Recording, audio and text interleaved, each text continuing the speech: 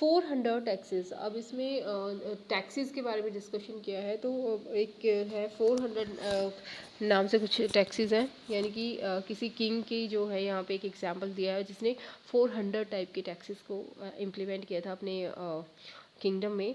Collection of taxes was very essential to run the empire. किसी भी empire को run करना है, of course we have discuss the reasons for collection of revenue. So बहुत important था। The inscriptions of the Cholas who ruled in Tamil Nadu provided an evidence of this, यानी कि अब जो वो कहीं ना कहीं तो इससे रिलेटेड रिकॉर्ड रखते थे ना, तो और उससे रिलेटेड रिवेन्यू अगर कलेक्ट करना है तो इंस्ट्रक्शंस, कोई भी इंस्ट्रक्शंस आज के टाइम पे देते हैं तो उसको हम कहीं पे प्रिंट करते हैं और उसको पब्लिश करते हैं। तो उसी टाइम से उस टाइम पे उन्होंने इंस्क्रिप्शंस में बहुत सारे जो है गाइडलाइंस दी हुई थी, जैसे तमिलनाडु में उससे रिलेटेड एक एविडेंस मिला है। Use more than 400 terms of different kinds of taxes. उन्होंने इतने सारे टाइप के टैक्सेस को बोला हुआ था। जैसे इसमें कुछ एग्जांपल्स है। Vetti tax is the form for forced labour, यानी कि इसमें जो कोई भी काम करता है तो उससे फ्री में काम करवाते थे। अपने कोई भी जो काम करवाना होता था किंग, तो उनको वो ऑर्डर देता था और उनको एक फ्री में काम करना होता था, जिसे वो वती बोलते थे।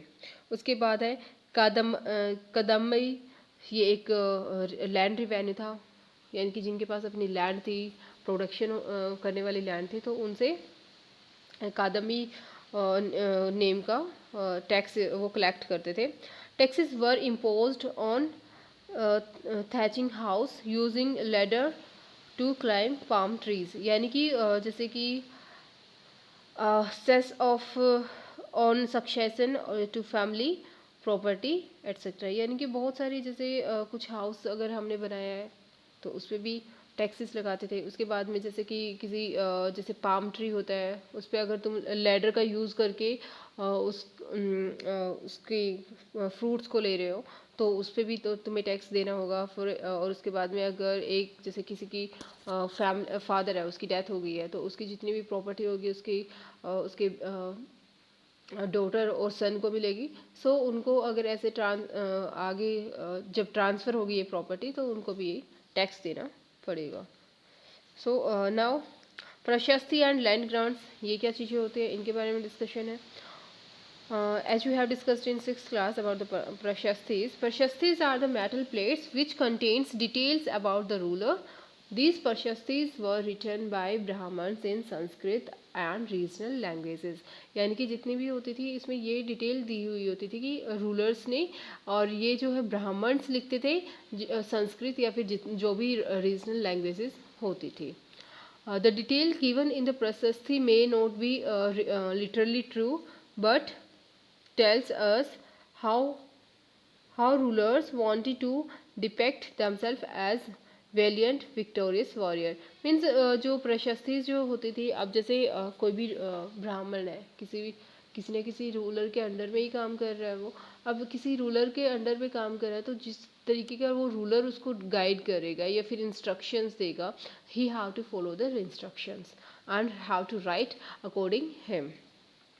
सो अकॉर्डिंग टू हिम, सो उसने कई बार वो अपने आप को बहुत बोल देते थे कि बहुत बढ़ा चढ़ा के मेरे बारे में बोलो, मेरे को बहुत बड़ा वेलियर या फिर विक्टोरियस वॉरियर शो करो इनमें। सो हम ऐसा ट्रस्ट नहीं कर सकते इन प्रशस्तिस पर कि टोटली जो भी उन्होंने लिखा है वो बिल्कुल सही है। जैसे इसमें एक प्रशस्ति का एग्जाम्पल दिया हुआ है। सो इसमें बहुत बढ़ा चढ़ा के बात ही हुई है। You have to read this in your book.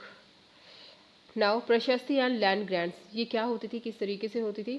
As learn Brahmins compose prashastis, Brahmins जो है प्रशस्तिज बनाते थे। कंपोज करना मीन्स बनाना। Kings often reward Brahmins by grants of land. अब जब ब्राह्मण्स ने प्रशस्ति किसी के लिए लिखी है, so king have to give him something, so वो उनको लैंड ग्रांट्स देते थे। अगर बहुत अच्छी उसके बारे में बढ़ा चढ़ा के बातें उसने बोली है तो वो क्या प्रशस्ति के उनको लैंड को ग्रांट करते थे। So these grants were recorded on copper plates, और इन जो भी ग्रांट्स दी जाती थी, अब ब्राह्मण को दी है, अब ब्राह्मण को किसी भी प्लेस पे जाके बोलेगा कि ये this land is given to me by king, तो who will believe? No one, no can believe him, so he should have to show some evidence. That's why uh, these grants were recorded on copper plates, which were given to these who received the land. So by showing these copper plate records, he could have the right on that land. So land grants जो थी वो इस तरीके से थी, जैसे कि copper की जो प्लेट्स थी उनमें ऐसे बना के और उसको दे दिया जाता था, और इस पे जो भी इंस्ट्रक्शंस मेन थी वो प्रिंट कर देते, इंस्क्राइब कर देते थे। What was given with the land, और लैंड के साथ में क्या क्या गिवन होता था? रिसोर्सेज ऑफ दैट लैंड, जितने भी उस लैंड के रिसोर्सेज थे। राइट टू कलेक्ट टैक्स, वहाँ पे जो है उस लैंड से रिलेटेड वो टैक्स भी कलेक्ट कर सकते थे। परमिशन फॉर कंस्ट्रक्शन वेल्स, उसमें जो है अगर कोई आज के टाइम पे वाटर के लिए हम क्या करते हैं, ट्यूबवेल्स होते हैं या फिर दूसरे रिसोर्सेज होते हैं, उस टाइम पे जो था वाटर का जो जनरली वो वेल्स होते थे। So they were even permission to construct wells. Canals and houses, और बहुत सारे हाउसेस भी, कैनल्स भी, ये सारी चीज़ें वो बना सकते थे, जो भी मतलब था,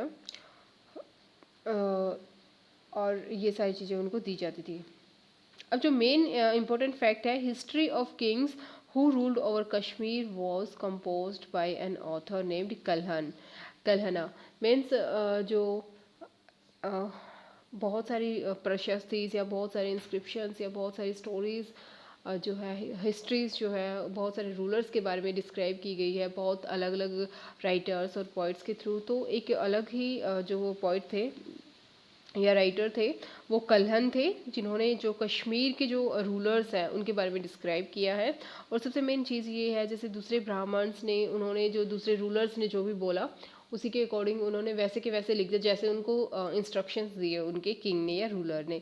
बट जो कल्हन है, उसने कश्मीर के जो रूलर्स थे उनके बारे में टोटली चीज़ें बिल्कुल सही लिखी है, और वो सारी की सारी उसने एविडेंसेस के बेसिस पे लिखी है। सो इसको हम रिलाई कर सकते हैं, बल्कि जो दूसरी जो है उनको हम रिलाई करें, that is not fair to think about the history. So students, this all was about the today's lecture. In next class we will discuss the remaining part of the chapter. Thank you.